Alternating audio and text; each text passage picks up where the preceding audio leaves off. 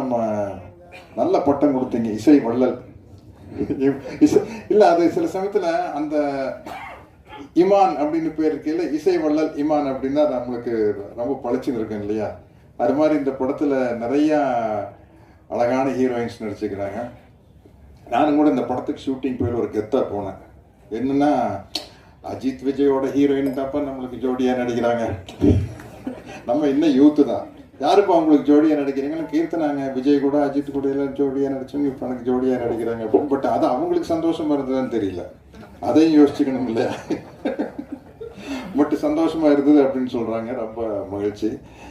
இந்த மாதிரி படங்கள் ஓடுறது ஒரு இப்போ சினிமாங்கிறது ஒரு என்டர்டெயின்மெண்ட் தானே. உள்ளே போனால் ஜாலியாக சிரித்தோம் வந்தோம் அப்படிங்கிறது ரொம்ப முக்கியமான விஷயம்.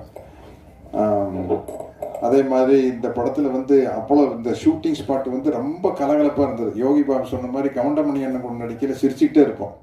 எல்லா வசனத்தை மறந்து அப்புறம் நாங்களே சொந்தமாக வசனம் பேசுறது. அந்த மாதிரி இந்த ஷூட்டிங் ஸ்பாட்டில் அவ்வளோ பேர், ஆனந்தராஜ், நிலகல் ரவி, இளவரசன், எல்லாருமே ஒரு டீம். இது அவ்வளோ ஜாலியாக இருந்தது. அவ்வளோ பேர் இங்கே வந்திருந்தாங்கன்னா இன்னும் ரொம்ப சந்தோஷமாக இருந்திருக்கும். நிச்சயமாக இந்த படம் ஒரு பெரிய வெற்றி அடையும் அப்படிங்கிற நம்பிக்கை இருக்குது. நல்ல ஒரு வெள்ளந்தியான தயாரிப்பாளர் கிடைச்சிருக்காரு. ஆனால் உஷாரான ஆள் தான்.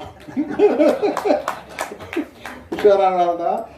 அவரே ஒவ்வொரு ஆர்டிஸ்ட்டுக்கு இந்த கேரக்டருக்கு இவங்க நல்லா இருக்கு, அந்த கேரக்டருக்கு அவங்க நல்லா இருக்குன்னு சொல்லி பட்ஜெட்டை அவரே ஏற்றி விட்டார். அதனால பிரதாப் உங்க மேல பொல்லா போறாரு.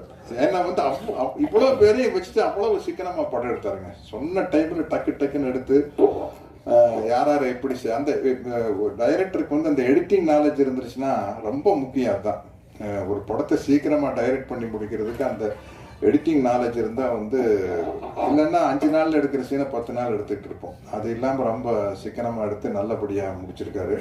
எல்லா வகையிலையும் ஒரு சந்தோஷமான படம் எனக்கு. இந்த படத்தினுடைய வெற்றிக்காக நானும் காத்துக்கிட்டு இருக்கிறேன். நன்றி, வணக்கம்.